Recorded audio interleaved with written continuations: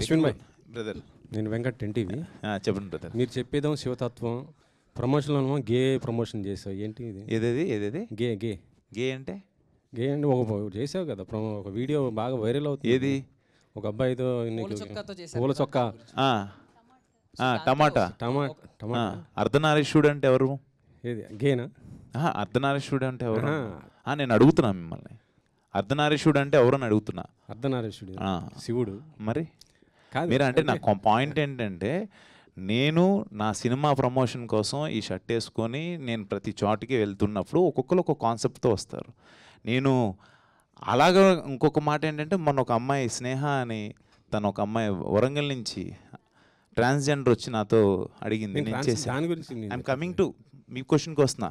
అలా ఎవరు ఏ కాన్సెప్ట్తో వచ్చినా కూడా సినిమాని ప్రమోట్ చేసుకోవడానికి నేను ఏదన్నా చేస్తాను, దాంట్లో తప్పే ఉందని అంటున్నాను బ్రదర్. తప్పేం కాదు కదా అంటున్నా. మీకేమైనా తప్పుగా అనిపించిందా? అంటే ఆ షర్ట్ ఇప్పడం షర్ట్ వెళ్ళారు కదా, అది ఒక బ్లేడ్ అడుగు అమ్మాయి స్విమ్మింగ్ సూట్ వేసుకొని తిరుగుతుంటది, బ్లేడ్ అమ్మాయితో అవసరం లేదు కదా. మీరు ఆ లాజిక్ చెప్తే నేనేం చెప్పలేను. కాకపోతే నేను మీరు చెప్పేది శివతత్వం గురించి చెప్తున్నప్పుడు కాదు నేను మిమ్మల్ని అడిగేది ఏంటంటే, అది నాకు అసలు కాన్సెప్ట్ అది నచ్చింది, తను చెప్పాడు, ఎస్ ఐ సైడ్ ఓకే. అందులో మనం ఏం అసభ్యంగా చూపించామంటున్నా, నాకు అర్థం కాల. నేనేమన్నా అసభ్యంగా అంటే ఇద్దరు దాన్ని అది నాకు ఒకటి వైరల్లో ఉందన్న, అది చేద్దామని తను అడిగారు. నేను అసలు నాకు అది ఏంటని నాకు తెలియదు. అది ఆ వీడియో చూసారా? నేను చూడలేదు, నాకు తెలియదు అది. డ్రింక్ వేయక ముందు షర్ట్ ఇప్పారు, డ్రింక్ వేసిన తర్వాత షర్ట్ ఇప్పేసి, ఇద్దరు షర్ట్ ఇప్పేసి, అది నేను చూడలేదు అది యాక్చువల్గా. అది ఒక అబ్బాయి ఇంకొక అబ్బాయిని తాగించి తర్వాత తన మీద కొంచెం యాక్చువల్లీ నేను ఇంకో మాట ఇది తను అడిగారని కాదు కానీ, నిన్న నేను మల్లికార్జున్ థియేటర్కి వెళ్ళా. మీరు శివం బజే సినిమా నేను నవీన్ దాంట్లో చూసి వచ్చాను సార్ అన్నాడు. నాకు హ్యాపీ నిజంగా.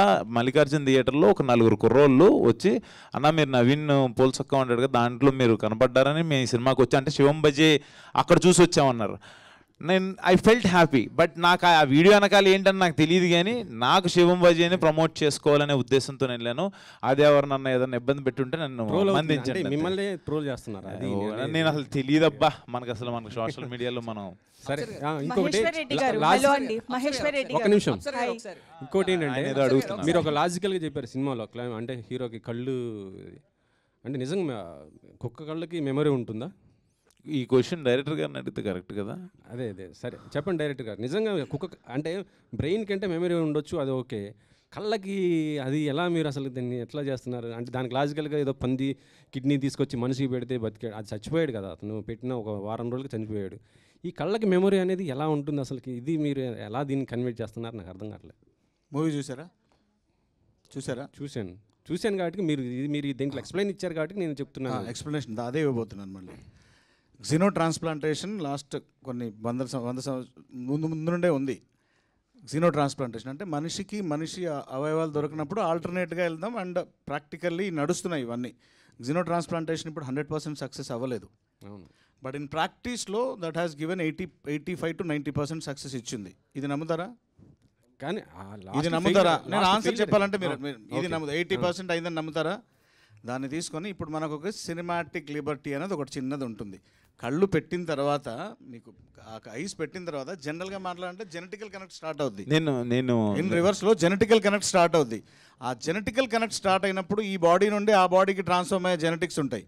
లేదు, సో ఆ లిబర్టీని డార్లింగ్, నేను ఒక సినిమా, ఆయన మన సినిమా రిపోర్టర్, ఆయనకి సినిమా ఎగ్జాంపుల్ చెప్తాను. నిన్నే ప్రేమిస్తే సినిమా చూసారా మీరు? చూశాను.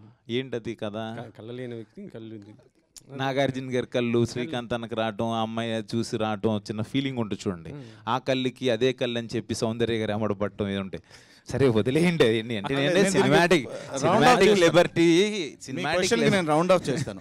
నేను చెప్పాను, నేను కొన్ని విషయాలను చెప్తాను, అది నిజానికి దగ్గరగా తీసుకెళ్లే ప్రయత్నం చేస్తాను. 80% పాసిబిలిటీ నాకు సైన్స్ అండ్ మెడికల్ సైన్స్ ఇస్తున్నప్పుడు ఆ 20% సినిమాటిక్ ఫిక్షన్ పెట్టి 80% నేను దానికి దగ్గరగా తీసుకెళ్లాను. కరెక్ట్. దానికి రిఫరెన్సెస్ నేను మిగతా చుట్టుపక్కల జరిగిన అన్ని ఇచ్చాను విత్ ప్రూఫ్. నేను ఒప్పుకుంటా. కానీ రేపు పొద్దున ఈ మెడికల్ స్టూడెంట్ నిజంగా మీ సినిమాటిక్ దాన్ని తీసి ఫాలో అయితే పరిస్థితి అండి. ఏంటది? ఏ మెడికల్ సార్, స్టూడెంట్ అయితే- చిరంజీవి గారు ఇంకా నయం ముగ్గురు తలకాయలు గెలిచారు. నరికేసి తలకాయ ఎగురుకుంటూ వెళ్ళిపోయింది ఎవడన్నా అనలేదు. సెన్సార్ బోర్డు కాదు, వచ్చినట్టుంది ఇక్కడికి. మా ఇప్పుడున్న రిపోర్ట్ పరిస్థితుల్లో మెడికల్ అట్లా ప్రాక్టీస్ ఏమో. మెడికల్ ప్రాక్టీస్ జరిగేది వేరు. అనేది కూడా follow అవుతాడు. అప్సర్ గారు నెక్స్ట్ క్వశ్చన్ తప్పు సో చేయకూడదని follow అవుతాడు. అవునా? హలో అప్సర్ గారు చందు ముండే అశ్విన్ అన్న కంగ్రాచులేషన్స్. ఎప్పట్లాగే మీకు ఏదైతే ఒక మార్క్ ఉందో ఒక unique and the different concept తీసుకుంటారని, అలాగే ఒక డిఫరెంట్ కాన్సెప్ట్తో వచ్చారు. Blockbuster, divine blockbuster, congratulations for that. Thank you. And the most googled question, మీకు లాస్ట్ మూవీ చూసుకుంటే మనకి హిడింబాలో కూడా ఒక నరమాంస భక్షకులు తీసుకొచ్చారు. సో అందరూ అడుగుతున్నారు హిడింబా 2 ఎప్పుడు అని. ఇది ఈ మనం శివం బజే సక్సెస్ మీట్లో హిడింబట్టు గురించి అడగటం అనేది అనిల్ కనిగంటిని అడగాల్సిన క్వశ్చన్. డెఫినెట్గా వర్క్ జరుగుతుంది, చేద్దాం. మళ్ళీ అది చేస్తే ఇంకో థ్రిల్లర్ అంటాడేమో ఇక్కడ. నేను ఏం చేయాలి వన్స్ అగైన్ హార్టీ కంగ్రాట్స్ అన్న. Love story. అప్సర్ గారు ఒక క్వశ్చన్ ఉంది. సో చందు మొండేటి గారికి కార్తికేయ 2 శ్రీకృష్ణుడి బ్యాక్ డ్రాప్ లో శ్రీకృష్ణుడు ఉన్నారు. సో నెక్స్ట్ ప్రశాంత్ వర్మ గారికి బ్యాక్ డ్రాప్ లో హనుమంతుడు ఉన్నాడు, హనుమాన్ సినిమా. సో ఇంకా కల్కి సినిమా మహాభారతం వెనక ఉంది. సో ఇక్కడ శివం బజే కూడా వెనక శివుడు ఉన్నాడు. సో ఎన్ని పార్ట్లు రాబోతున్నాయి? ఇవన్నీ కూడా పార్ట్లు వస్తున్నాయి, సీక్వెల్స్ వస్తున్నాయి. ఎక్కడ ఎన్ని సీక్వెల్స్ రాబోతున్నాయి? కొన్ని బ్యూటీస్ని ఎలా హోల్డ్ చేసి వదిలేయాలి? మహేశ్వర్ రెడ్డి గారు. వినయ్ గారు. అరే చెప్పమ్మా. Sir, congratulations to the whole team. First రివ్యూయే చాలా పాజిటివ్గా, మీరు ఎట్లయితే నమ్ముకొని సినిమాని దగ్గరికి తీసుకున్నారో రివ్యూస్ కూడా అంతే పాజిటివ్గా వచ్చాయి. కానీ ఒక మైనస్, ఇది మైనస్ అని నేను అన్నాను, కానీ చాలా సినిమాల మధ్యలో సినిమా రిలీజ్ అయ్యింది. చాలా సినిమాలు ఏం లేవు, ఒకటే సినిమా నిన్న రిలీజ్ అయింది, ఈరోజు 6 మూవీస్ రిలీజ్ అయ్యాయి సార్. ఈ రోజు కూడా 2-3 మూవీసే ఉండేది. 6 మూవీస్ రిలీజ్లో ఉన్నాయి సార్ ఈరోజు. సో అది ప్లస్ అవుతుందా మైనస్ అవుతుందా? ప్లస్సే అవుతుందమ్మా. పాజిటివ్ వ్యూస్, సినిమా బాగుందంటే కంటిన్యూగా వస్తూనే ఉంటారు. ఒకరోజు లేట్ అయినా కలెక్షన్స్ పెరుగుతాయి. అంటే హాలిడేస్ కూడా ఏం రాలేదు కదా ఇంకా. రేపు సాటర్డే సండే కదా, అందుకే మేము థర్స్డే వచ్చాము. మీరు అందరూ చూసి ఆ పాజిటివ్ టాక్ బయటకు వెళ్ళని. ఈ రోజున పాజిటివ్ టాక్ వచ్చిందనే మనం ఇక్కడికి వచ్చాం. దట్టు ఇవాళ రిలీజ్ అయిన సినిమాలు కూడా అందరూ బాగుండాలి. అందరూ బాగుంటే మీరు అందరూ బాగుంటారు, మన ఇండస్ట్రీ బాగుంటుంది. 100%. Congratulations. Thank you. Yes Ashwin గారు. Hi, congratulations once again. Thank you. So Twitter open చేస్తుంటే ప్రశాంత్ వర్మ గారు కావచ్చు, సందీప్ కిషన్ గారు కావచ్చు, సాయి ధరమ్ తేజ్ గారు కావచ్చు ఆల్రెడీ ట్వీట్ చేశారు. చాలా పాజిటివ్ బజ్ అయితే వస్తుంది సినిమాకి సంబంధించి. ఇంకా అసలు సినిమా రిలీజ్ అయిన తర్వాత బెస్ట్ కాంప్లిమెంట్స్ ఫర్ ఎవర్ అంటే ఏంటి మీకు అసలు? నాకా ప్రశాంత్ చాలా బాగుంది అన్నాడు.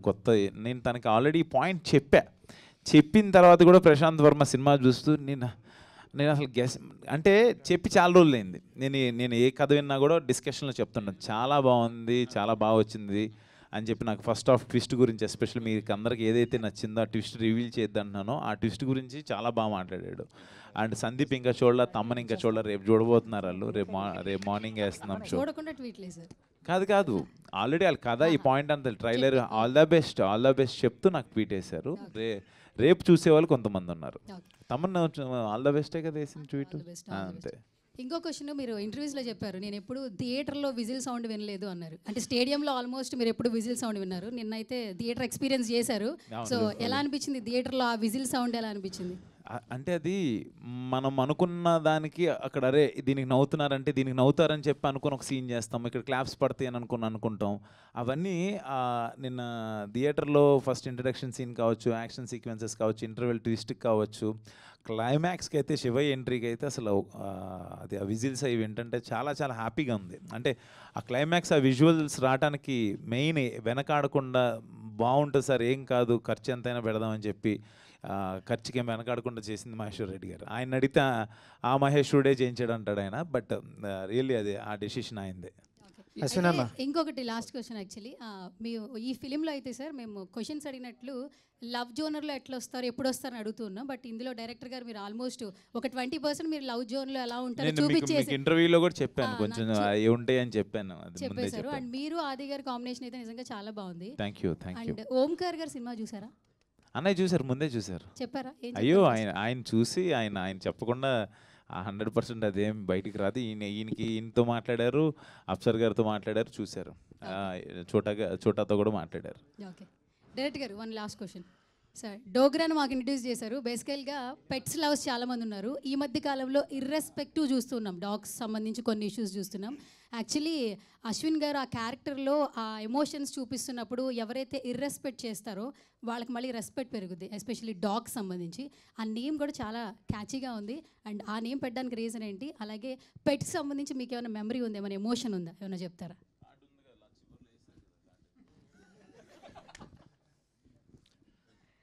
Dogra was my pet. ఆ పేరు లాట్ ఆఫ్ ఎమోషన్ కనెక్ట్ అయింది దానికి. He's no more. అని పెట్ లవర్స్ అందరూ హ్యాపీగా వచ్చి చూడాలని నేను రిక్వెస్ట్ చేస్తున్నాను. అండ్ తను ఆ క్యారెక్టర్ని అడాప్ట్ చేసుకున్న తర్వాత ఆ పేరు వినిపించినప్పుడల్లా సెట్లో there was little emotion drive అవుతుంది.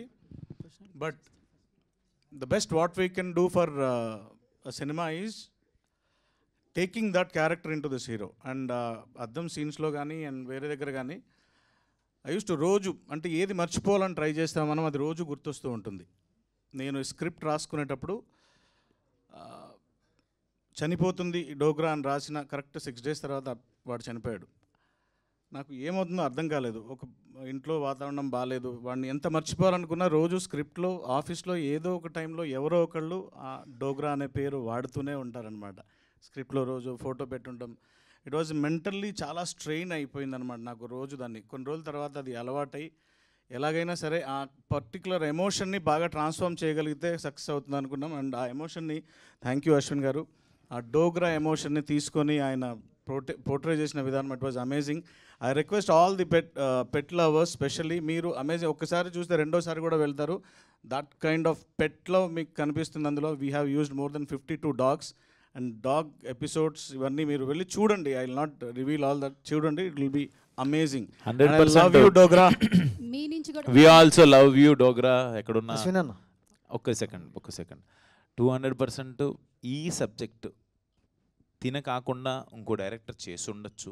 బట్ ఈ డాగ్స్ మీద ఆ పట్టు కావచ్చు, తనకి ఆ డోగ్రా మీద ఉన్న లవ్ కావచ్చు, ఇప్పుడు తన మాట అనగానే షివరింగ్ అయిపోయి ఏడిపి వచ్చేసింది తనకి. నిజంగా నాకు ఆ కథ చెప్పినప్పుడు కూడా తన యాజ్ ఇట్ ఈజ్ ఆ డాగ్ సీక్వెన్సెస్ ఏమైతే అనుకున్నాడో అవన్నీ ఆ డాగ్ దాని మీద ఆ ప్రేమ లేకపోతే అది మనం అనుకుంటే రావు. నిజంగా సూపర్ డార్లింగ్, నువ్వు అనుకున్నది చేసావు. ఆ లాస్ట్ సినిమా అంతా అవ్వగానే ఇందాడ మన ఎవరు అడిగారు ఇక్కడ ఇంకేదన్నా ఉంటే బాగుంటుందని, శివయ్యని చూపించేసాం. శివయ్యని చూపించే ముందు ఆ డోగ్రాకి ఆయన ఇచ్చిన ఒక కార్డు, ఒక చిన్న ఆయన ఇన్స్పైర్ అయ్యి చేసుకున్న కథ అది. రియల్లీ మీ యూనిక్ థాట్కి నేను ఎప్పుడు ఫ్యాన్ సార్. అది మీరు you did a great job. Yeah.